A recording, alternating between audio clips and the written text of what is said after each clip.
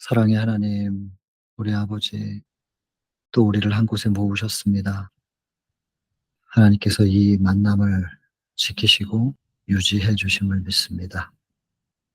우리가 이 자료를 만들고 함께 공유할 때 성령께서 인도하시는 분들은 우리가 참여할 것이고, 또 필요로 되는 분들에게 이 시간에 만들어진 자료들이 잘 공급될 것을 믿는 것입니다. 시종을 아버지께만 의탁을 드립니다. 오직 성령이 임하셔야 기록된 말씀을 통해서 우리가 하나님의 음성을 들을 것입니다. 하나님의 음성이 빠진 건조한 시간이 되지 않도록 하시고, 이 시간을 통해서 우리가 하늘을 마음에 담을 수 있는 귀한 시간 될 수 있도록 강력히 역사하여 주옵소서. 언제나 들으시고 응답해 주심에 감사하며 예수님 귀하신 성으로 간절히 기도드립니다. 아멘.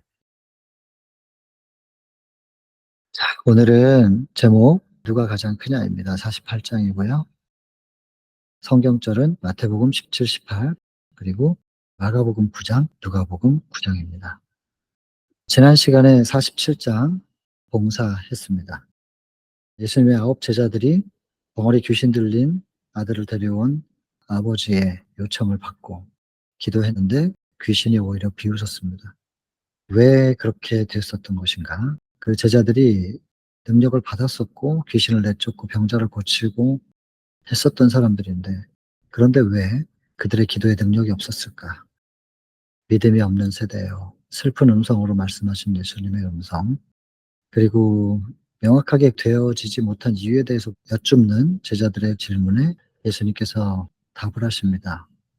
기도 외에는 이런 유가 나갈 수 없느니라. 그래서 우리가 기도의 모양을 갖추고 있지만, 믿음의 모양을 갖추고 있지만, 하늘이 볼 때 하늘의 관점에서 믿음이 아닌 경우, 그리고 기도가 아닌 경우가 충분히 있을 수 있다. 그래서 오늘날 나의 믿음은, 나의 기도의 모습은 어떠한가? 하늘이 인정할 수 있는 부분인가?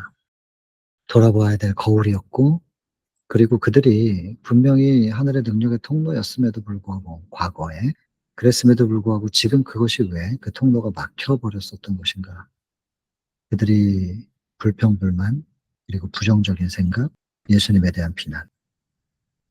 그러할 때 하늘과의 소통은 막히는 것이고 아무 능력이 역사할 수 없고, 어제의 추억만을 가지고 민노라고 장담하고 기도의 모양을 갖추었지만 사단은 오히려 비웃는 그런 모습을 우리가 지난주에 봤습니다.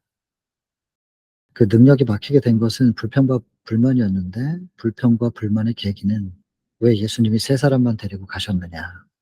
주의 나라가 이 땅에 세워질 때 그 세 사람이 뭔가 자기들보다 더 큰 자리를 차지하게 되는 건가.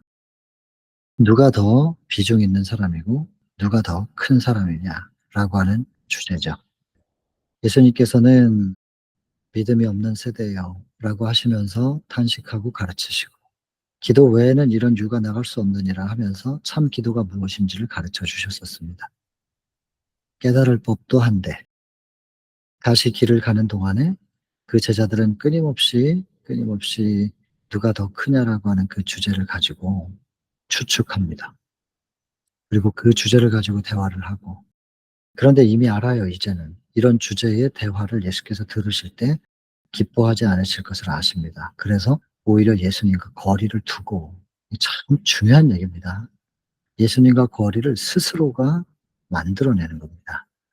이런 얘기는 예수님이 들으셔 봐야 좋지 않겠다 하면은 스스로가 예수님과의 거리를, 그런 주제를 버리면 되잖아요.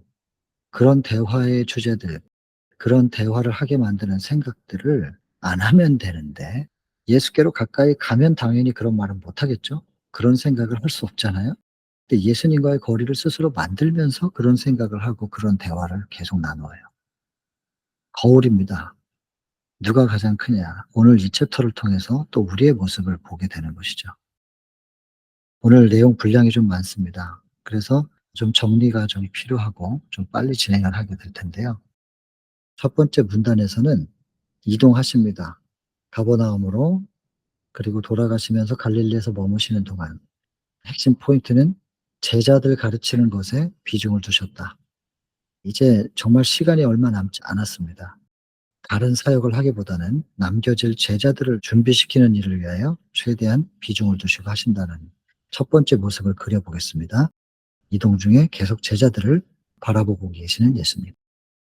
그런데 제자들을 가르치는 것에만 집중하시는 예수님과는 반대로 제자들을 바라보고 그들의 마음을 준비시키려고 힘쓰시는 예수님과는 반대로 이 제자들은 이해하지 못합니다. 예수님이 십자가를 설명하시는데 이해하지 못해요. 그럼 빛이 오는데 그 빛을 이해하지 못하는 이유가 무엇인가? 여기 정확하게 설명되어 있네요. 경쟁하는 정신이 말씀, 예수 그리스도의 기별을 받아들여야 될 자리를 차지하고 있고, 그럼에도 불구하고 빛을 받아들이기만 하면 어둠의 생각들은 밀려갈 텐데 제자들이 경쟁하는 정신을 계속 붙잡고 있습니다. 심지어는 예수님과의 거리를 스스로 만들면서까지도 이 생각을 안 놓고 붙잡고 있습니다. 근데 좀 더 정확한 표현을 하자면 예수님과 더 가까이 가려고 시도하지 않은 것 때문에 이런 생각이 정리가 안 되는 겁니다. 조금 이따 더 나오겠지만 다시 설명하겠습니다. 그릇이 비어 있지 않으면 아무것도 받질 못하잖아요. 제자들이 이걸 놓질 않아요. 경쟁하는 정신. 이것이 문제라고 하는 문제의식을 갖지 않아요. 물론 문제의식을 가졌다고 해서 이걸 내가 버리고 예수님께 가지는 못합니다. 내가 버린다고 버려지는 게 아니니까. 그러나 문제라고 하는 걸 인식하면 이걸 빨리 예수께 드리고 예수님께 가까이 가서 해결받으려고 하는 그 시도가 있었어야 되는데 그렇지 못했다는 거죠. 똑같은 내용이지만 여러분, 이 경쟁하는 정신을 버렸어야 되는데 라고 해석하고 그렇게 번역하기보다는 이걸 내가 버리는 게 아니고 이게 잘못됐다라는 것을 깨닫고 예수님께 가져가려 했어야 되는데 이렇게 이해해야 됩니다. 예수님께 이것을 가져가야 됐어요. 그리고 예수께서 이것을 정리해 주실 수 있도록 드렸어야 된다는 것입니다. 그런데 이 정신이 가득 차 있었고 예수님과의 거리를 스스로 두고, 그러니까 빛이 들어오는 걸 막은 거죠. 빛이 오는 것을 꺼린 것이죠. 그러니까 어둠이 여전히 존재하는 겁니다. 어둠은 빛을 이기지 못해요. 빛이 오면 어둠은 물러가는 것이죠. 다만 어둠이 오면 빛이 물러가냐? 그건 아닙니다. 어둠이 빛을 몰아낼 수 없어요. 그럼 뭐냐면 빛을 선택하지 않았을 때, 빛을 막았을 때, 빛을 차단시키거나 빛을 놨을 때, 그때 빛을 우리가 밀어내는 거죠. 내가 빛을 거절하면 빛이 거절된 자리에는 항상 어둠이 남을 수밖에 없는 거거든요. 당연한 거니까요. 어둠이 온다고 빛이 밀려가지는 않습니다. 내가 어떤 선택을 했느냐의 문제지요.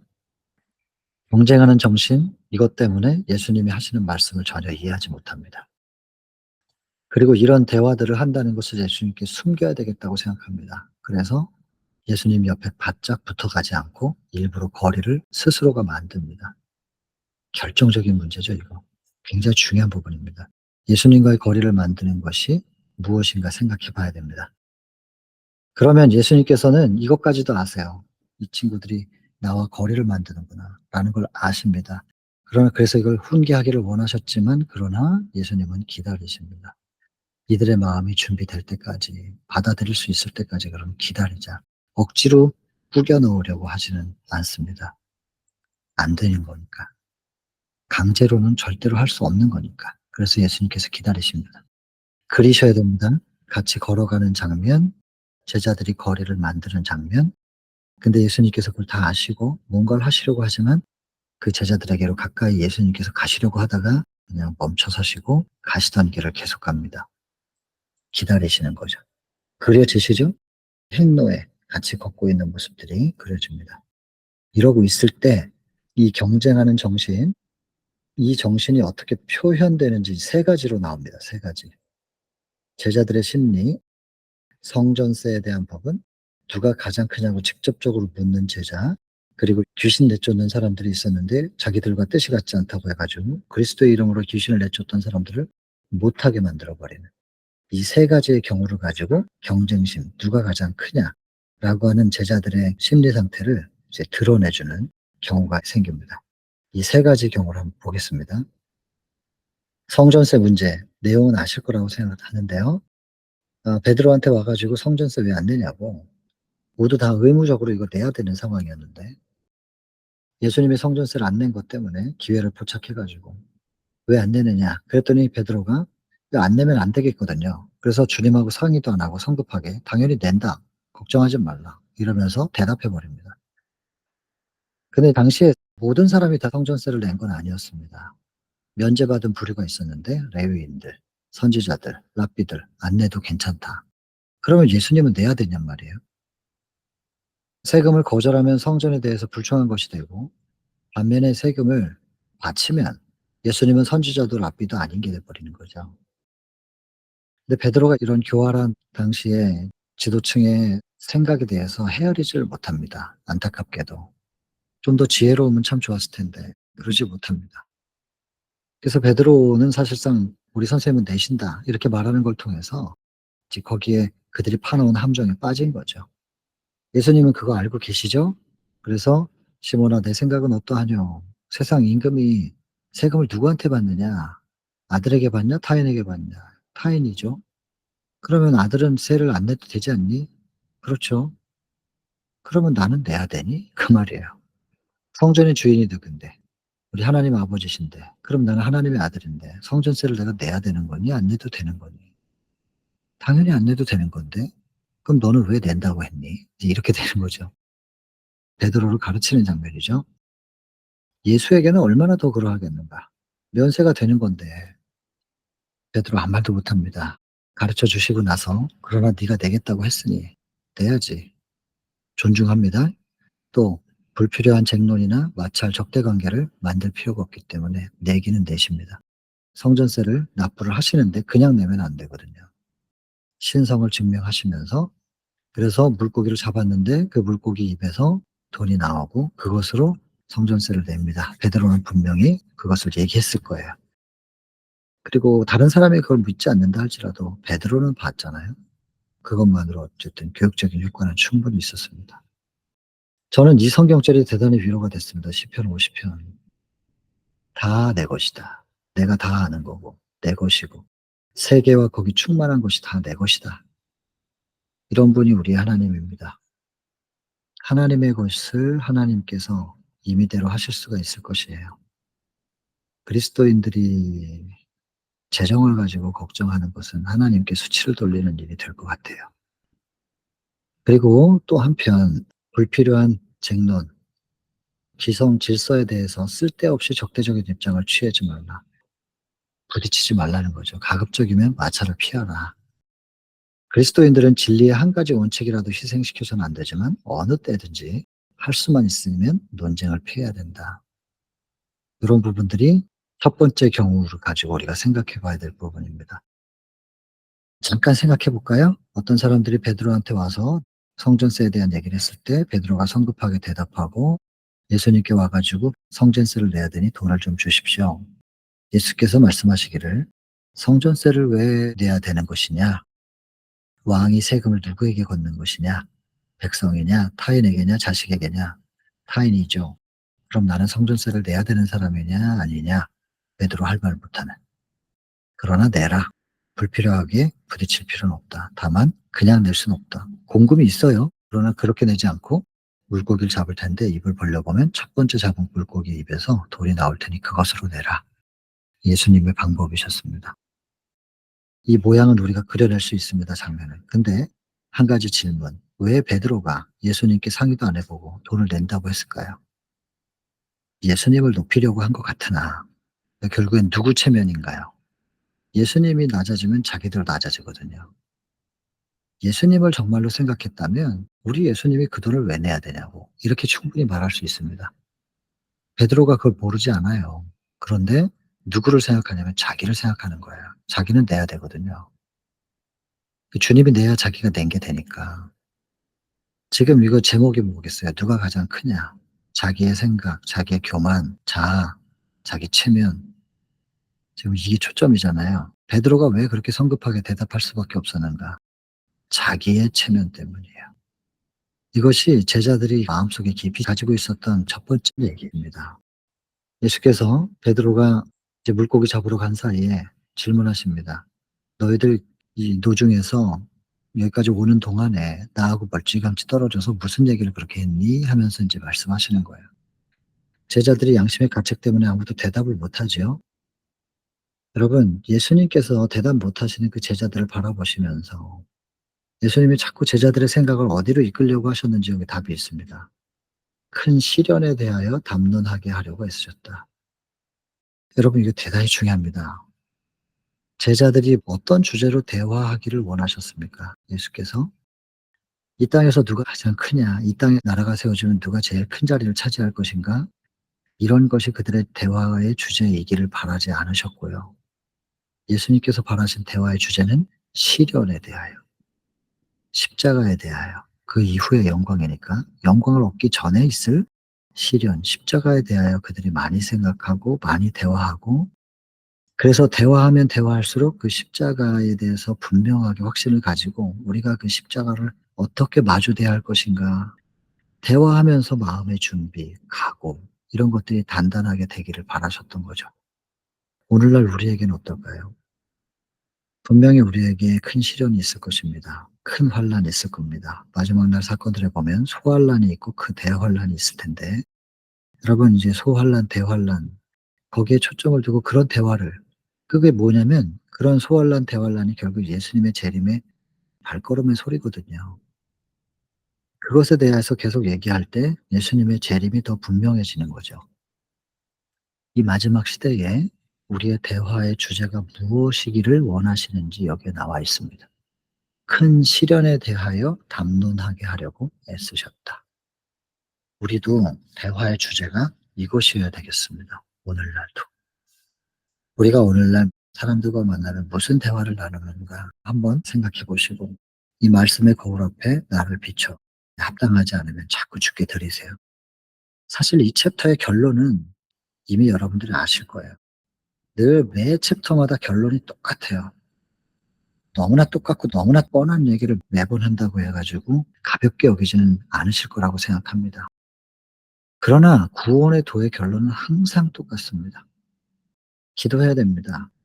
우리가 예수 그리스도를 온전히 바라볼 수 있게, 그리고 그 예수님을 우리가 마음속에 온전히 모실 수 있게, 그리고 그분을 붙잡고 절대로 놓지 않을 수 있게, 자꾸 이걸 놓고 다른 생각을 붙잡음으로 예수님과의 거리가 자꾸 만들어지는 그런 우리의 신앙의 행보가 되지 않을 수 있게 기도해야 될 것입니다. 예수께서 우리에게 바라시는 대화의 주제는 이런 것이었습니다. 여기 보시면 그토록 똑똑히 말씀하셨는데도, 그토록 분명하게 말씀을 하셨는데 지금 그런 얘기할 때가 아니고 십자가와 고난, 그리고 그것을 통해서 이루어지는 회복과 영광, 주님의 나라, 이것에 대해서 생각하고 대화하라고. 그것이 너희의 대화의 주제이길 바란다고. 그 말씀이셨는데, 이렇게 가르치셨는데도 불구하고 이해 못하고 제자들 중에 하나가 천국에서는 누가 크냐고 이렇게 질문을 한다 이 말입니다. 이게 제자들의 심리 두 번째. 아무리 말해 줘도 계속해서 누가 크냐는 얘기만 해요. 아 참, 천국에서는 누가 크냐고, 이게 제자들의 마음 깊은 곳에서 얘기가 또 나온 거예요. 그랬더니 예수님께서 "아무든지 첫째가 되고자 하면 섬기는 자가 되어야 할 것이다." 그리스도 왕국의 성질이 무엇인지, 이 그리스도 왕국의 성질을 알지 못하면 계속해서 다툼의 표면적인 원인이 되는 거죠. 그런데요, 여러분, 그리스도 왕국의 성질을 우리가 이해한다고 해 가지고 이게 해결이 될 것인가? 제가 자주 드리는 말씀이지만 예수님은 완전한 의였습니다. 그것을 인정하는 거. 그래서 '예수님을 저렇게 완전한 의를 이루신 분을 따라해야지.'라고 생각한다고 해서 그게 되는가? 따라하려고 하는 거 좀 하지 말아야 되는 것이죠. 모양을 만들어 가려고 하는 거 시도하지 말아야 됩니다. 여기 보면 다른 원인, 참된 원인이 있었고 근본적인 원인, 이거 해결해야 되거든요. 그러면서 이 챕터를 지켜보는 우리들의 생각을 하늘로 옮겨 가지고 계시록 12장 7 절부터 9 절까지 있는 하늘 전쟁에 대한 이야기를 보게 하시고, 그다음 그 전쟁 반역을 일으키게 된 사단의 심리, 이사야 14장 12 절부터 14 절까지 "너 아침의 아들 계명성이여 어찌 그리 하늘에서 떨어지고 땅에 찍혔는고. 너의 마음속에 하나님의 뭇별 위에 나의 보좌를 높이고 지극히 높으신 자와 비교 보리라고 하는 그런 생각, 왜 그랬냐면 내가 지음을 받던 날로부터 완전했기 때문에. 에스겔 28장 15절입니다. 이 사단의 이 본성, 그리고 이것이 창세기 3장을 통해서 인간에게 어떻게 뿌려졌는가, 인간의 마음밭에 그것이 뿌려지고 그 인간의 마음밭을 더럽혔는가, 이게 본성에 대한 이해를 해야 된다는 얘기입니다. 이거 이해 못하면, 그리고 그 본성을 해결하는 방법을 우리가 알지 못하면 그냥 요렇게 그리스도의 왕국의 성질을 이해하는 것도 중요하긴 한데 이걸 몰라 가지고 여러 가지 그 갈등이 일어나고 하는 것이긴 해요, 이 무지가. 그러나 이걸 안다고 해서 해결될 일은 아니고, 그냥 알고만 있다 할지라도, 그들이 완전한 지식을 얻은 후 이해를 했다 할지라도 실제적으로 우월성에 대한 질문 혹은 이런 것들을 당면하면 다툼은 재현되었을지도 모른다. 설명할 때 잠잠해져요, 좀 이해하면. 근데 근본적인 원인을 해결해야 된다는 것이죠. 그러면서 우리의 생각을 대쟁투의 시작점으로 옮겨줍니다. 가장 높은 자리를 탐내는 분쟁. 대쟁투를 발발시키고 그리스도를 죽게 한 바로 그 정신의 역사. 그러면서 바로 이사야 14장 12절 14절 이 부분을 언급합니다. 아침의 아들 계명성, 빛을 발하는 자였던 루스벨이 지극히 높으신 자와 비교보리라고 하는 요 생각. 루스벨이 원한 것은 하나님의 능력이었지 그의 품성은 아니었다. 그래서 능력 앞에 모든 우주 거민들이 굴종하는 거라고 생각했어요. 복종하는 것이다 생각했어요. 사랑에 감동되어서 기꺼이 순종한다고 생각하지 못한 거. 이게 루스벨의 문제였던 것이죠. 이 루스벨의 정신이 인간에게 들어왔습니다. 변질된 본성, 더러운 본성의 씨는 루스벨에서부터 왔고, 그래서 이것이 하늘의 전쟁을 어떻게 일으켰으며 하늘에서 떨어져 나온 사단, 큰 용 옛뱀 마귀 사단이라고도 하는 온천하를 꿰는 자, 그 존재에 의해서 인류의 마음밭까지 더럽혀지는 근본적인 역사의 그 뿌리, 그것을 보게 하는 겁니다, 지금. 그래서 이러한 정신에 자극을 받거나 영향을 받는 사람들이 있는 곳에는 언제나 이간과 불화와 분쟁은 불가피하게 될 것이다. 불가피하게 이런 일들이 이간이 일어나고 불화가 일어나고 분쟁 끊임없이 일어납니다. 이 본성에 대한 이해, 이걸 안다고 해서 되는 게 아니라 이걸 어떻게 처리해야 될지, 그리고 이 본성이 나를 자꾸 삼키려고 하는 것에 대하여 이해하고 이걸 어떻게 컨트롤해야 될지를 제발 이걸 알아야 되는데, 이 근본적인 부분을 해결하지 않고서는 겉으로 겸손해야지, 내가 이렇게 하면은 안 되는 거지, 이렇게 이해한다고 그게 조절되는 게 아니라니까요. 그 상황에서는 인정도 해요. 근데 다음번에 그런 일 또 만나면 또 똑같이 자기를 드러내고 자존심을 세우고 이렇게 할 거니까. 이거 본성에 대한 이해해야 됩니다. 그리고 이거 어떻게 해야 되냐. 창세기 3 장에 그 가죽옷으로 덮는다는 게 무엇인가. 너무 많이 말했잖아요, 우리. 무화과 잎으로 다 가려지는 게 아니야. 이걸로 가려. 마음밭, 밭이에요. 아무리 풀 뽑아놔도 비 한 번 오고 나면 또 올라오는 게 잡초고 가시와 엉겅퀴예요. 해결 방법이 없어요. 뽑아놓으면 또 나오고 뽑아놓으면 또 나와요. 내가 뽑아서 될 일이 아니에요. 가죽옷으로 덮어버려야 돼요. 가시와 엉겅퀴가 못 올라오게 덮어버려야 돼요. 그리고 알곡의 씨, 내가 원하는 알곡을 얻을 수 있는 그 씨만 밭을 덮고 있는 구멍에다가 이렇게 넣어 가지고 거기에서 그것만 자라날 수 있게, 그게 가죽옷으로 덮는다는 거죠. 창세기 3장 21절. 가죽옷이 우리의 마음밭을 덮고 있게 하려면 우리가 그분을 어떻게 붙잡고 있느냐의 문제죠. 여기 밑에 보면 결론적으로 바라보라. 바라봄으로 변화된다. 예수 그리스도를 바라보는 그 시선을 놓치지 말라. 결론이 똑같아요. 오늘도 또 똑같은 얘기예요.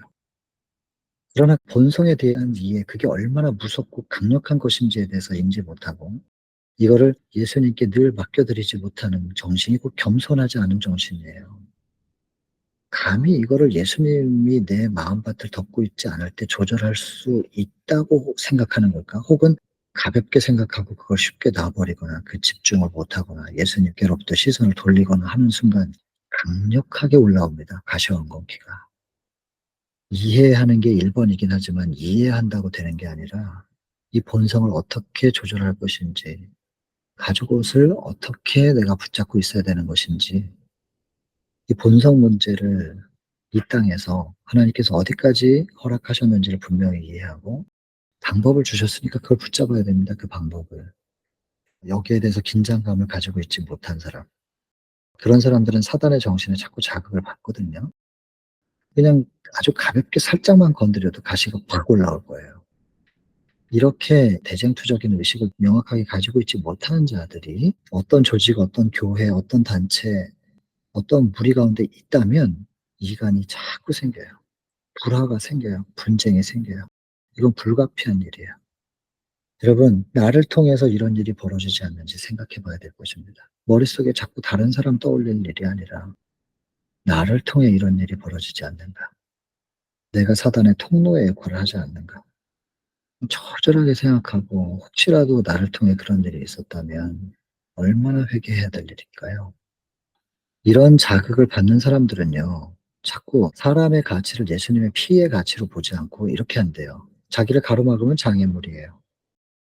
자기가 사단에게 자극을 받고 있는 상태라면 그 나를 위하여 뭔가를 기도하고 애쓰고 그 부분에서 돌이키려고 하는 사람들을 뭐라고 생각하냐면 장애물로 생각해. 혹은 이런 사람들을 내가 밟고 올라갈 수 있는 디딤돌 정도로 생각한다. 주변에 있는 사람의 가치를 이렇게 여기는 것입니다. 사람을 볼 때 예수 그리스도의 피의 가치로 보는 게 아니라 요렇게 보는 것이죠. 이게 사단의 정신이지 않겠어요? 왜 이런 내용들이 지금 설명되고 있습니까? 두 번째 질문 때문에 그러죠. 누가 가장 큽니까? 예수께서 그렇게 똑똑히 설명하셨음에도 불구하고 그 얘기가 무슨 얘기인지 듣지를 않고 그저 하늘에선 누가 가장 큽니까? 요 질문을 하는 바람에 이 얘기가 쭉 지금 설명되고 있는 겁니다. 이 본성에 대한 이해 필요하다. 그리고 이것이 하늘에서부터 시작된 것이다. 사단으로부터. 이 얘기 설명하고 있는 겁니다. 그 사단은 그런 존재였는데 반면 예수님은 빌립보 2장 6절부터 7절, 8절까지 얘기인데요. 근본 하나님과 동체셔요. 그러나 동등됨을 취할 것으로 여기지 아니하시고 6절이죠. 오히려 자기를 비워 이제 7절입니다. 종의 형체를 가져 사람들과 같이 되셨고 종의 모양으로 사람의 모양으로 나타나셔서 자기를 낮추시고 죽기까지 복종하셨다. 정반대입니다. 정반대. 근데 예수님의 제자들은 이기심, 즉 사단의 왕국의 원칙. 그럼 반대면 하나님 나라의 원칙은 하나님의 왕국의 원칙은 이타심이죠. 사랑이에요. 그러니까. 하늘나라의 원칙이 여기 나와 있잖아요. 사단의 왕국의 원칙이 있고 하늘나라의 원칙. 선택해야 됩니다. 선택. 예수님의 십자가와 사단 사이에서 무엇을 선택할 것인가? 겸손인가 교만인가? 십자가인가? 자기 자아. 선택의 문제입니다. 명예에 앞서서 겸비가 있는 건데.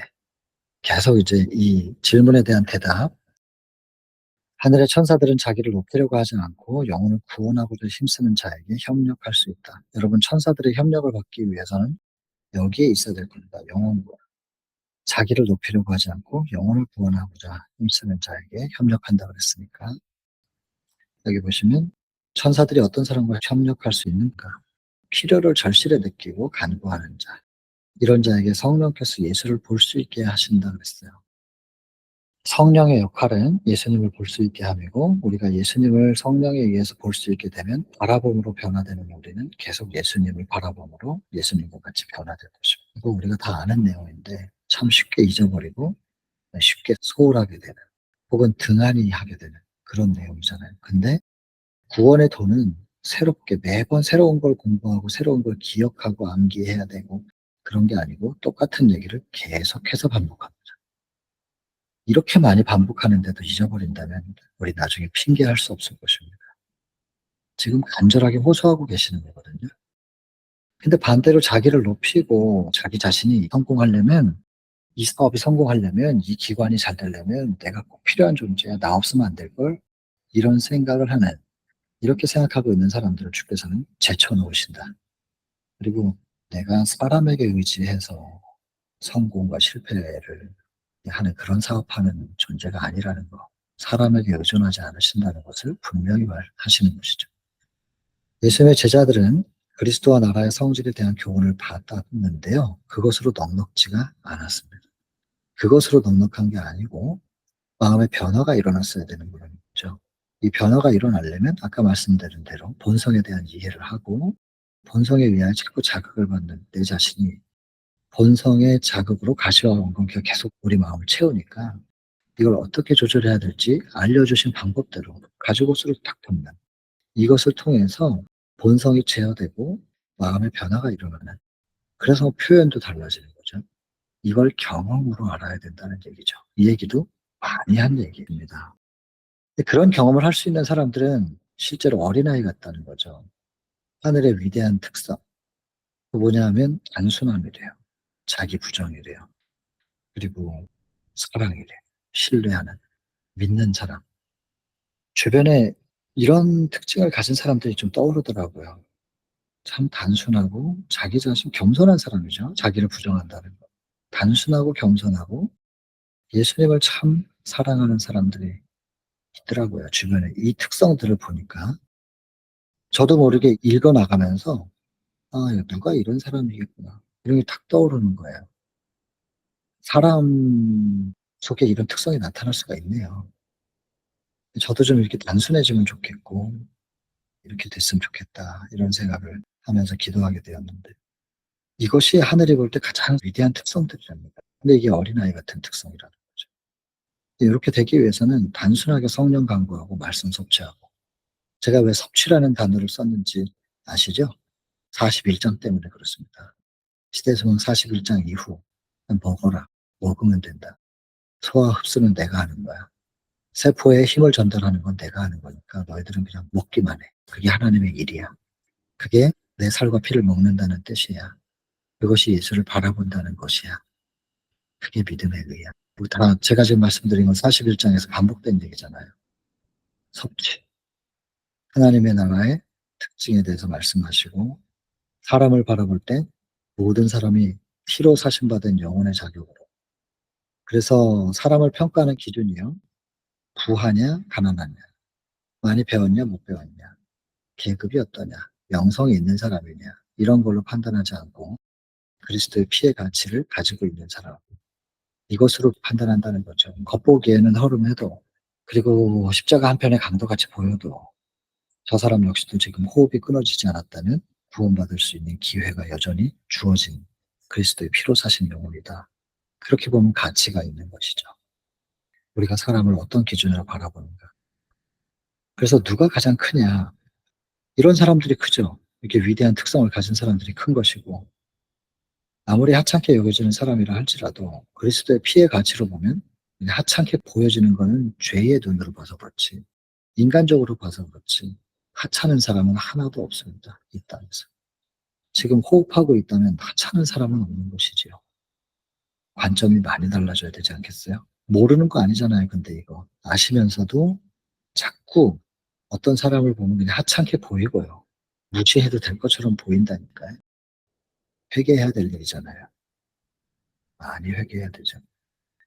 우리가 이것을 통해서 각자에게 하시는 하나님의 음성을 듣게 되길 바랍니다. 저는 지금 저한테 얘기를 하고 있으니까 여러분들은 여러분들에게 하나님이 어떤 말씀을 하시는지 들으실 수 있게 되길 바랍니다. 귀중하대요. 진실하고 통회하는 사람은 귀중하다. 여러분, 그리스도와의 하나됨의 여부로 사람들에게 당신의 인을 찍으신대요. 하나님께서는. 하나됨. 그것이 겉으로 보기에는 강도인데 예수님을 영접함으로 하나가 됐어요. 41장에서 기억하시죠? 우리가 무엇을 먹느냐에 따라서 그 음식은 우리 신체의 일부가 된다. 우리가 예수 그리스도의 살과 피를 먹음으로 인해서 예수 그리스도가 우리의 일부가 되고, 점점 더 우리가 예수 그리스도를 잘 먹으면 일부였던 것이 전부가 되는. 그러니까 우리가 할 일은 그거밖에 없어요. 그냥 우리가 예수님처럼 되고 예수님이 우리 안에 완전히 거하시는, 그게 이루어지려면 계속 예수님을 먹어야 돼요. 그거밖에는 할 게 없는 거예요. 나중에 보면 예수님이랑 닮아 있게 될 거예요. 우리가 닮은 척 하려고 해서 되는 거예요. 위선이나 가식으로 꾸며서 되는 게 아니라 그냥 닮아 있게 될 거예요. 예수님의 사랑을 끊임없이 바라보자고요.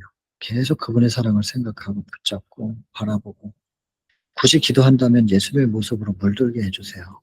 예수님의 사랑으로 내 마음이 충만하게 차고 충만히 넘쳐서 흐르게 될 수 있게 해주세요. 계속 그 기도를 놓치지 말아야 될 거예요. 마음이 온유하고 겸손한 자. 이 온유가 믿음이고 겸손이 의니까 믿음으로 말미암는 의를 경험한 자. 그런 뜻이죠. 이게 다 뭐냐면 그리스도와의 관계, 하나됨, 그분의 피를 받아들였는가. 그러할 때 인을 치시고 믿음의 의가 이루어진 사람에게 인치시는 거고, 마음의 온유와 겸손 다 이게 관련된 표현들입니다. 나를 영접하면, 예수님을 영접하면 누구를 영접한 것입니까? 하나님을 영접한 것이다. 하나님과 우리가 결국 하나 되는 그 이야기. 세 번째, 요한이 자기 자신의 처사가 옳았는지에 대해서 질문을 합니다. 자기가 이렇게 어떤 행동을 했는데 이것이 옳았는지에 대한 질문을 하거든요. 세 번째 질문이 뭐냐면, 이거 귀신 내쫓는 사람들을 봤는데 그 사람들이 자기들을 따르지 않는 거예요. 예수님의 직계 제자인데 그들을 안 따라. 그랬더니 못하게 금했다는 거예요. 주님의 이름으로 귀신 내쫓는 이거 하지 못하게 했대요. 제자들의 심리가 뭐였을까요? 시기하는 거예요. 귀신 내쫓는 일은 우리만 해야 되는데 자기들하고 뜻이 같지 않은 사람들이 주님의 이름을 이용해 가지고 귀신 내쫓는 능력을 행했다 이 말이에요. 그걸 못하게 했다는 건데, 그걸 못하게 하는 이유가 뭐냐고. 그 저희가 시기심이잖아요. 겉으로 예수님의 이름을 남용하지 못하게 한 것 같지만, 예수님의 체면, 예수님의 입장을 위하는 것 같지만 이거 전부 자기들 위한 거 아니겠어요? 베드로가 성전세 내겠다고 한 것도 자기 체면 때문이었고요. 요한이 그거 못하게 한 것도 자기 체면 때문이었고요. 하늘에 가면 누가 가장 크냐고, 크고 그 큰 사람으로 높여지고 싶다는 제자들의 다 욕망이에요. 전부 다. 이 똑같아요. 예수님께서 그때그때 대답하십니다. 금하지 말라고. 내 이름을 의탁하여 능한 일을 행하고 나를 비방할 자가 있겠느냐. 그러지 말라.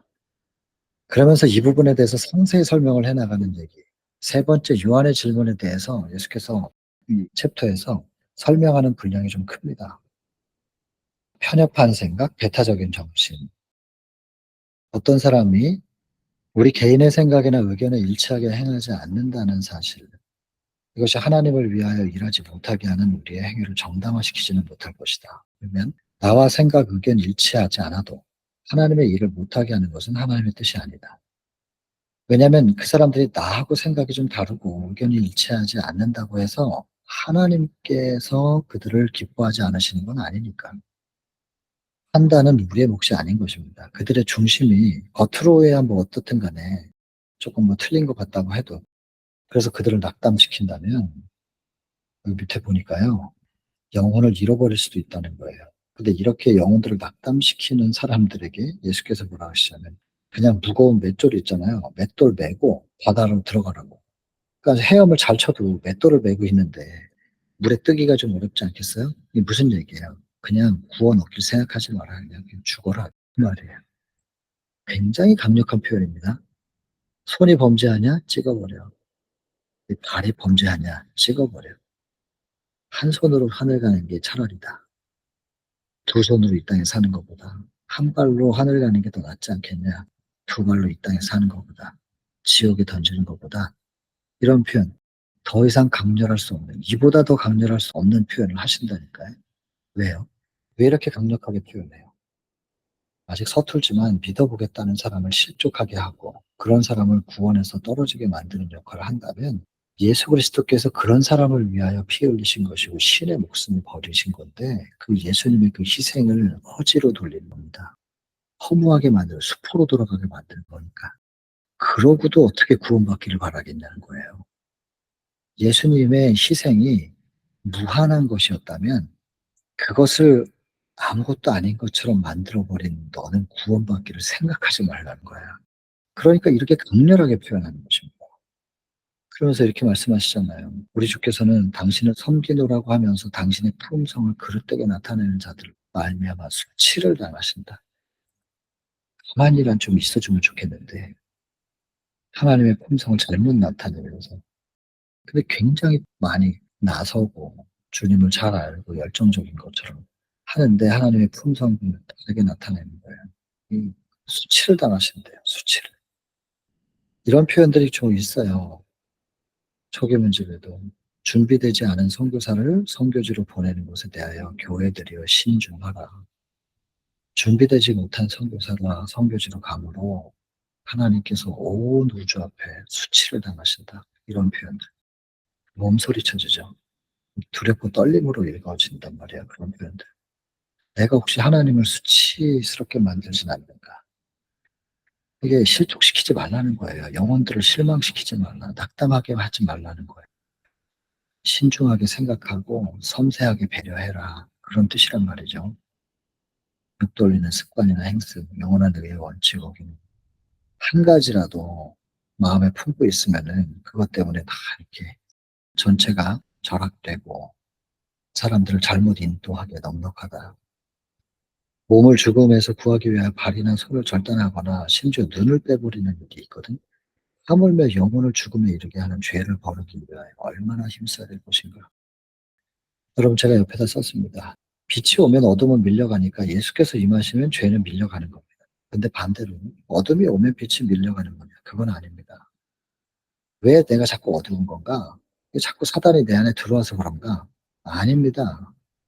사단이 뭐 우리 마음에 들어오려고 뭐 흔한 얘기지만 우리 머리 위로 새가 막 지나다닐 수는 있겠지만 그거야 새의 자유죠. 그러나 그 새가 내 머리 위에 둥지를 트는 것은 막을 수 있다 이거죠. 쫓아내면 되니까. 어둠이 와서 빛을 몰아낸 게 아니고 내가 선택한 겁니다. 빛을 거절하기로. 내가 빛을 차단하기로. 아까 제자들처럼 예수님과의 거리를 두는 겁니다. 멀찌감치 떨어져 가지고 자기들이 하고 싶은 얘기 하고 싶어 가지고 예수님과의 거리를 내가 만든 거예요. 그러니까 그런 생각에 완전히 잠식을 당하죠. 그러니까는 예수님께서 그렇게 똑똑히 말씀하셨는데도 불구하고 하늘에 가면 누가 큽니까? 이런 질문을 하게 된단 말이에요. 완전히 정신세계가 잠식당해 있는 상태. 예수님의 말씀이 그냥 튕겨나오는 거예요. 예수께서 직접 말씀을 전하시는데도 불구하고 그 엄청난 말씀들이 튕겨나가 버려요. 안 들어가요, 그 마음에. 빛을 거절해서 그래요. 어둠이 와서 강력해 가지고 빛을 몰아낸 게 아니고 그 사람이 빛을 놓은 거예요. 예수님과의 거리를 만든 거예요. 그러니까 그런 생각이 사단이 주는 생각이 잠식당한 거죠. 빛을 거절하고 차단하고 놔버리면 빛이 나간 자리는 어둠일 수밖에 없는 거죠. 이걸 위하여 얼마나 힘써야 될 것인가, 그 얼마나 힘을 어떻게 써야 되냐는 거예요. 뭘 어떻게 하면 되는 거냐. 이제 나와요. 여러분 다 아시는 얘기. 이게 이제 아시는 얘기니까 제가 눈으로 직접 확인시켜 드릴게요. 제가 말하기보다는. 의문의 제사에서는 제물마다 소금 쳤다는 거예요. 이게 지금부터 무슨 얘기를 하냐면 제자들 1번 베드로 얘기, 어떤 제자 누가 큽니까라는 얘기, 3번 퇴마하는 거 막은 얘기. 요거 이런 제자들의 심리에 대해서 해결책을 줍니다. 제물마다 소금 뿌렸던 것처럼 이 소금이 예수님을 상징하는데요. 소금 보면 너희 속에 소금을 두고 화목하라 산 제사로 드리라 세상의 소금 방부제인데 소금이 그 맛을 잃으면 즉 그게 뭐야 소금의 맛 방부제 역할을 하는 그게 뭐냐면 그리스도의 사랑이라는 거죠. 이거 없이 모양이 아무리 있음들 무슨 소용이 있냐는 거죠. 소금은 그리스도의 사랑이래요. 그리고 그리스도의 사랑은 곧 뭐냐면요 능력입니다. 그래서 소금, 그리스도의 사랑, 능력은 동격입니다. 소금, 사랑, 능력. 사랑이신 예수님 계속 쳐다보는 거죠. 끊임없이 쳐다보는 거죠. 이게 소금치라는 거예요. 소금치는 거. 보시면 나라를 건설하는 데 있어서 예수님의 나라를 건설하는 데 있어서 인간의 정력과 능력은 예수 그리스도의 영을 받는 여부에 달려 있다. 성령을 받는 여부에 따라서 능력이 달라집니다. 생명에서 생명에 이르는 향기가 되려면 은혜에 참여하는 자가 돼야 되고 이렇게 되면 성령의 능력을 받은 사람들 그렇게 될 때 경쟁심, 이기심, 높은 지위에 대한 욕심은 사라질 것이다. 여러분 다 아시는 내용이고 우리가 너무 많이 반복한 얘기지만 경쟁심, 이기심, 이런 욕심 이런 것들이 사라지는 방법은 성령을 받아들이는 여부에 달려 있습니다. 우리 성령 강구하는 기도가 얼마나 많이 이루어져야 될까? 절대로 놓쳐져서는 안 되지요. 이렇게 성령께서 임하시면 그런 사랑을 가지게 될 것이다. 아까도 읽었잖아요. 성령이 임하시면 예수님을 제대로 보여준다. 예수님을 제대로 보면 예수님을 바라봄으로 우리는 변화되는 것이에요. 예수님이 우리를 물들일 테니까. 다 똑같은 얘기죠. 눈을 고정시키도록 하라. 세상 죄를 지고 가는 하나님의 어린 양을 보라. 보라 그랬잖아요. 눈을 고정시키도록 하라. 그를 바라봄으로써 변화를 받게 된다. 예수께 시선 고정, 바라봄으로 변화. 결론이 똑같아요. 어떻게 하면 죄에서 벗어날 수 있느냐? 죄를 밀어낼 수 있느냐? 예수 바라보기. 사랑의 조수가 심령에 밀려온다. 이런 표현들. 밀려오는 사랑. 그리스도께서 마음에 계시면 솟아나는 샘물. 계속해서 사랑이 솟아서 우리를 충만하게 채우고 넘쳐서 흐르게 한다. 그래서 끊임없이 보래요. 그럼 뭘 보냐? 여기 보면 질고를 아는, 멸시와 조롱과 경멸을 받으신 분. 예수님의 일하시는 모습, 멸시당하시는 모습, 조롱과 경멸 받으시는 모습. 사명을 성취하기 위해서 이 동네 저 동네로 그 발을 분주에 옮기시는 모습. 계속 바라보래요. 그러니까 자꾸 그리라 그랬잖아요. 자꾸 그려놓고서는 머릿속에서 가만히 들여다보는 거예요. 눈 감고 계속 예수님을 생각해 보는 거예요. 누가 나한테 말만 하는 걸까요? 계속 생각하고 있는 거예요.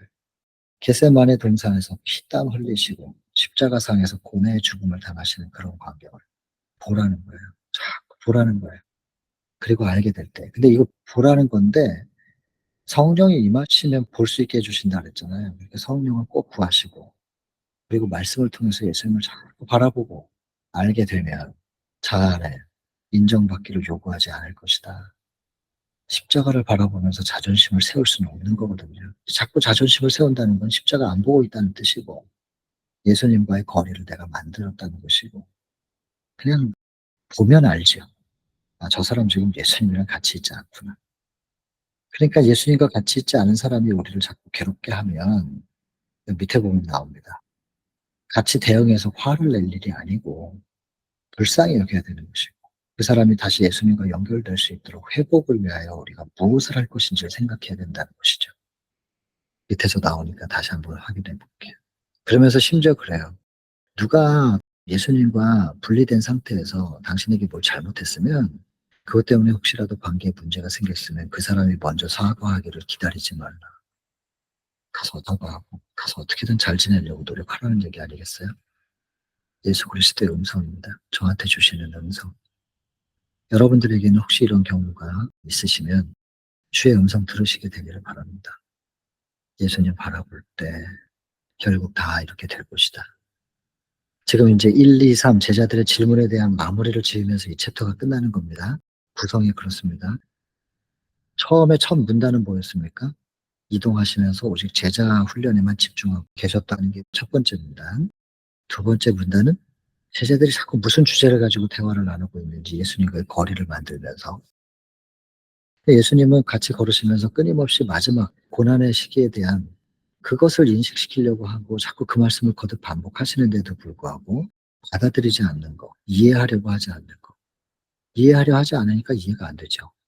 왜 그렇게 됐느냐? 경쟁심 때문에. 누가 가장 크냐는 그 생각에 도취돼서 그런 얘기를 나누느라고 예수님의 기별이 안 들어가요. 그리고 아예 거리를 만들어 버려요. 그러니까 예수님께서 그걸 다 헤아리시고 그들의 시선을 자꾸 십자가로 옮기려고 하지만 훈육을 하고 싶으신데, 훈계하고 싶으신데 지금은 해봐야 소용이 없겠구나 생각하시면서 기다리시는 장면이 두 번째 문단이에요. 그러고 있을 때 베드로에게 이제 성전세 내라 이러면서 왔고, 그 다음에 말씀하시고 물고기 잡으러 보내놓고 제자들에게 무슨 얘기를 그렇게 했었냐 아까 그랬더니 누가 가장 크냐 그 질문해가지고 또 거기에 대한 설명하셨고, 그 다음에 그 얘기를 가만히 듣고 있던 요한이 그러면 내가 한 행동이 이거 잘못된 거 아닌가? 제대로 한 건가 아닌가 예수님께 확인해 봐야 되겠다. 요한이 제일 어리니까 막내같이 질문하는 거예요. 그 누가 귀신 내쫓고 그래가지고 근데 우리를 따르지 않기 때문에 제가 하지 말라 그랬는데 그럼 그거는 잘한 건가요? 잘못된 건가요? 예수님께서 그 마음속에 뭐 있었느냐? 그러면서 시기심에 대한 것들을 드러내 주시잖아요. 그래서 1번, 2번, 3번 그 질문에 대한 이야기. 그리고 이제는 그 1번, 2번, 3번 속에 그 질문의 표현은 다 달랐지만 성전 세냐, 크냐, 뭐 퇴마하는 거 막았는데 어떻게 생각하시냐 다 표현이 달랐지만 그 뿌리는 다 똑같았어요. 자기들의 체면이지 예수님을 진짜 위한 게 아니었죠. 그것에 대해서 설명하고 있는 것입니다, 지금. 그리고 마무리를 짓게 될 거예요. 이 챕터는 그렇게 마무리가 됩니다. 구성이 인제 이루어져 있습니다. 결국엔 예수님 바라볼 때 이 결론이 그겁니다. 그럴 때 결국엔 그런 어둠의 마음으로부터 벗어날 수 있는 것이 아니겠느냐. 그리고 이 방법을 먼저 한 너희들은 빚을 진 것이다. 복음의 빚을 진 것이다. 그래서 천사들은 빚진 자답게 이거 갚으려고 열심히 인제 봉사하잖아요. 특별히 천사들이 봉사를 하는데 그 대상이 누구냐면 두려워하는 영혼들을 좋지 못한 품성의 특성을 가져서 두려워하는 영혼들. 이게 좋지 못한 품성 가진 사람은 자꾸 그 좋지 못한 가시로 주변을 찔러대기는 하는데 공격적이죠. 사실은 그 사람 마음속에는 두려운 마음이 있을 거예요. 여기 이렇게 적혀 있잖아요. 이러면 안 되는데. 이런 사람들 천사들이 특별히 보호하신대요. 좋지 못한 품성의 특성을 가진 사람들. 근데 좋지 못한 품성의 특성을 가졌는데 두려워하지 않는 사람들이 있어요. 영적으로 전혀 자극 못 받는.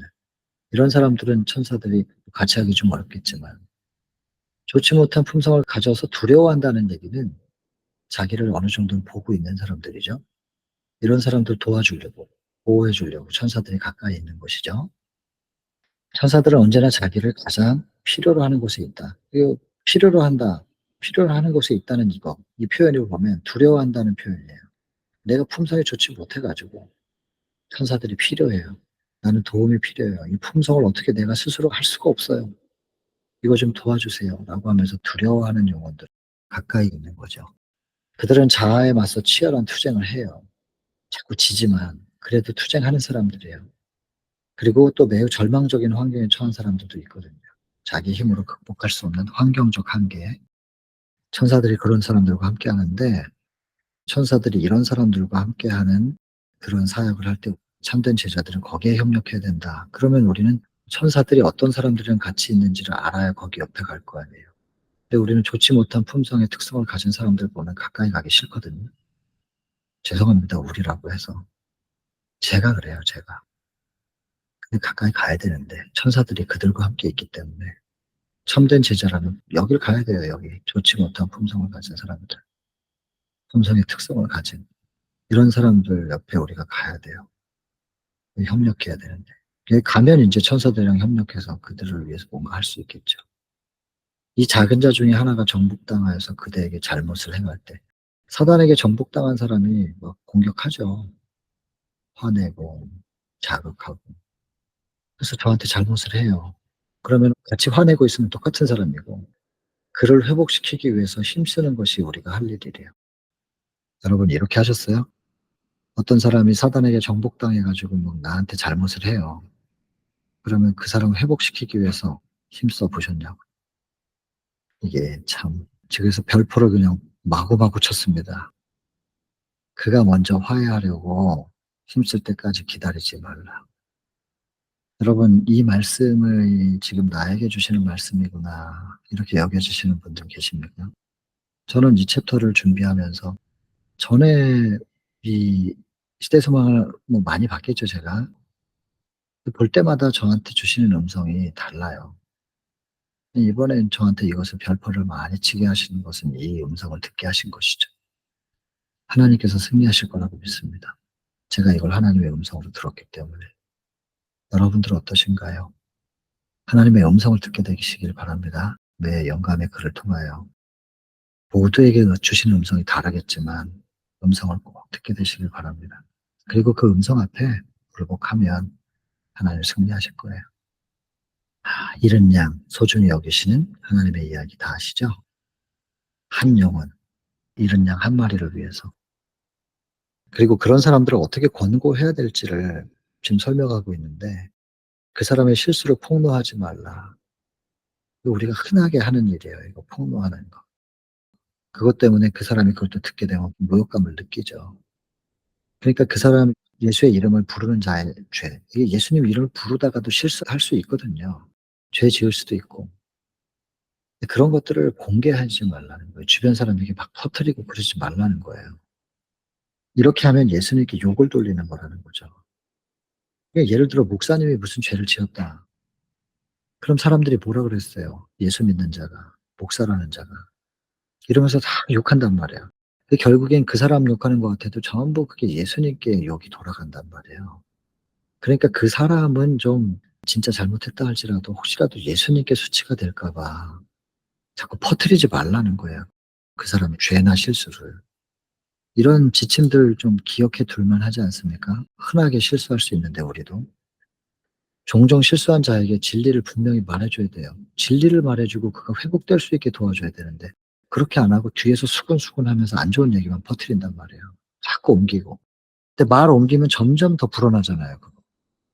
나중엔 그 사람이 안 한 것도 했다고 해요. 그릇된 것을 깨닫게 하고 고치도록 도와줘야 되는데 그걸 우리 그렇게 안 한단 말이죠, 보통 사람들이. 판단하거나 정죄하지 말아야 한다.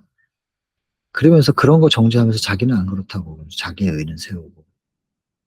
모든 노력은 그를 회복시키기 위한 것이 되어야 되는데 이거 안 그렇잖아요. 그 사람을 회복시키려고 애쓰는 게 아니고 계속 그 사람 험담하잖아요. 그리고 깎아내리잖아요. 뭐 하나 기회 생기면 그냥 그 사람은 온통 상처 투사가 돼서 쓰러지도록 말로 상처 더 주고 상처에다 소금 뿌리고 계속해서 그 사람에 대하여 안 좋게 얘기하면서 확산시키고. 이거 사단이에요, 사단. 사단의 정신. 영혼의 상처를 치료할 때는 가장 섬세한 접촉과 가장 세심한 감정이 필요하다. 1대1로 가서 말을 해준다 할지라도 섬세하게 접근을 하는 거예요. 세심하게 감정을 표현해야 되는데 안 그러면 또 그 사람이 자극을 받아 가지고 오히려 팍 발작할 수도 있거든요. 갈바리에서 고난을 당하신 분으로부터 흘러나오는 사랑만이 효력을 낼 수 있다. 그러니 십자가를 많이 묵상하고 가야 되지 않겠어요? 이런 한 사람에게 회복시키기 위한 노력을 하기 위해서 어떤 만남이 이루어진다면 쉽게 찾아가도 안 되는 것 같아요. 그러나 이렇게 노력해도 효과가 없다면 이제 좀 더 그 사람에게 좋은 영향을 끼칠 수 있는 한두 사람을 더 데리고 가 보는 거고, 그래도 안 되면 공론화시킬 수 있겠지만 밑에서 나오는데 공론화시켰다 할지라도 이제 공개됐다 할지라도 교인들은 그 사람을 보호해야 되고 다시는 구원받지 못할 사람처럼 취급하면 안 된다. 이렇게 적혀 있어요, 밑에 읽어보면. 일단은 성명, 요 부분 조금 여러분이 표시된 거를 좀 읽어보시기 바랍니다. 시간이 없으니까. 여기 보세요. 하나님의 자비에서 끊기운 자로 여기지는 말아야 됩니다. 저 사람은 이제 희망 없어. 이런 식으로 생각해서는 안 된다는 것입니다. 근데요, 이런 죄에 빠진 사람들을 우리가 회복시키고자 하지 않으면 혹은 등한히 하면 우리가 그 죄에 참여하는 자가 된대요. 이건 되게 무서운 표현이잖아요. 알면서도 그냥 모른 척 해버리고 저 사람 어떻게 되든지 말든지 나하고는 상관없어. 이런 것은 내 죄는 아니니까. 그게 아니고 그게 그 죄에 참여하는 자가 된대요. 왜 그거 있잖아요. 그 음주운전하는 사람이 붙잡히면 그 음주운전을 한 사람도 문제지만 그 옆에서 같이 타고 있었던 동승자가 방조죄로 걸리는 거잖아요. 처벌받잖아요. 똑같은 거예요. 막을 수 있었을지도 모르는 죄악을 우리가 안 막은 거죠. 아무것도 안 한 거예요. 그렇게 되면은 마치 우리 자신이 범행한 것과 똑같은 책임을 진다. 와, 이건 무서운 표현이잖아요. 우리는 잘못을 행한 자 자신에게 그 잘못을 제시해야 되고, 그러면서도 우리들 사이에서 비평이나 비난거리로 삼아서는 안 되고, 그 사람을 회복을 위해서 말해주는 거지. 뒤에서 수군거리고 비평하고 비난하는 거, 이래서는 안 된다. 서로 교회에 제출된 후일지라도 이제는 도저히 안 돼가지고 내가 해도 안 되고 한두 사람이 같이 가도 안 되고 그래서 교회에서 공론화됐어요. 그렇다 할지라도 함부로 그 사람들을 비난하거나 비평하거나 하는 거에 되풀이해서는 안 된다는 것입니다. 그리고 누군가의 잘못을 깊이 생각하지 말라는 거예요. 왜냐하면 바라봄으로 변화되기 때문에. 잘못된 걸 자꾸 생각하면 우리도 그렇게 된다는 거예요. 그러니까 자꾸 다른 사람의 잘못된 거 말하지 말라는 거예요. 그 부정적인 거 말하면서 거기에 물들어 가지고 나도 그렇게 되고, 이게 주의를 주는 거예요. 다른 사람 욕 많이 하는 사람은 그 사람도 그렇게 된다는 거죠. 할 수 있는 한 형제들의 비평에서라도 그를 보호해야 되는데 교인들 사이에서 보호해야 된다는 거예요. 근데 하물며 믿지 않는 세상 사람들한테 우리 교회 얘기하거나 안 좋은 얘기, 뭐 목사님 얘기하면 그게 되는 일이라는 거예요. 말할 나위도 없는 것이다 이렇게 표현하잖아요. 내가 무슨 실수를 했을 때 사람들이 나한테 어떻게 했으면 좋겠다라고 생각하는 대로 하래요. 실수한 사람에게. 여기 그 표현이에요. 그래서 우리는 하늘의 대사다. 우리가 뭘 어떻게 행동하고 어떻게 표현하느냐에 따라서 우리가 하늘의 대변자가 되기 때문에 우리를 통해서 하늘을 판단하고 우리를 통해서 하나님을 판단할 사람들이 많이 있어요. 우리는 하늘의 대사이기 때문에 우리가 하는 모든 사업의 결과는 영원성과 관련이 있으니까 신중해야 되는 거죠. 한마디 한마디. 그리고 정말로 신실한 마음으로 말씀 순종하는 곳에는 어디든지 그리스도께서 함께 계시니 비록 수가 적을지라도 거기는 계실 것이다. 그러면서 우리하고 함께 계시는 예수님은 인성이 있고 신성이 있는데 여기 보시면 인성으로서는 동참하고 동정했다. 여기 보면 고난에 동참하고 동정하시고 신성으로서는 무한하신 하나님의 보좌와 연락을 맺고 그 능력을 공급하시는 거죠. 시대소망 1장에 기록되어 있는 내용하고 거의 흡사한 똑같습니다. 이게 얼마나 놀라운 보증인가.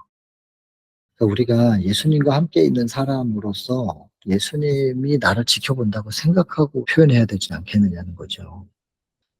우리의 말 한마디 하나하나 신중하라는 것이고 이 천사들은 사람들과 연합하여 잃어버린 자를 구원하는 자에게 동조하고 그를 위하여 활동한다. 잃어버린 자를 구원하려고 하는 사람 옆에 천사들이 같이 도와서 활동한다는 거잖아요. 그러니 우리가 실수한 사람들, 사단에게 점령당해서 정복당해서 나에게나 혹은 누군가에게 실수하는 사람들의 회복을 위하여 시도할 때 천사들이 우리와 함께 한다는 거잖아요. 그리고 이거 참 귀한 말씀 아닙니까? 인간의 능력과 연합하기 위하여 임하신다.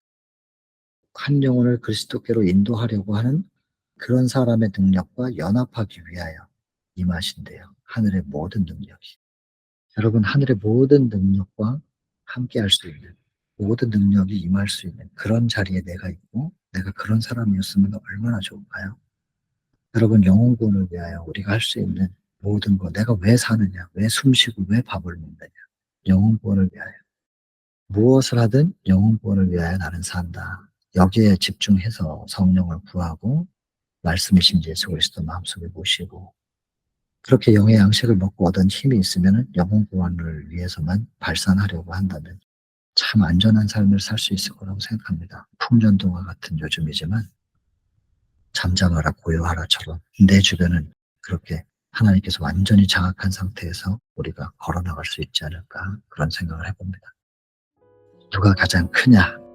이 주제를 가지고 대화했던 제자들 때문에 요런 베드로의 경우 또 어떤 제자 그리고 요한의 경우를 들어서 지금 설명을 충분히 해주셨고 이 챕터가 지금 우리에게 주시는 말씀이 무엇인지도 역시 좀 많이 들려오는 저는 개인적으로 하나님의 음성을 참 많이 들은 챕터였습니다. 여러분들께도 하나님의 음성이 들려졌기를 바라면서 이번 챕터는 이렇게 마치도록 하겠습니다.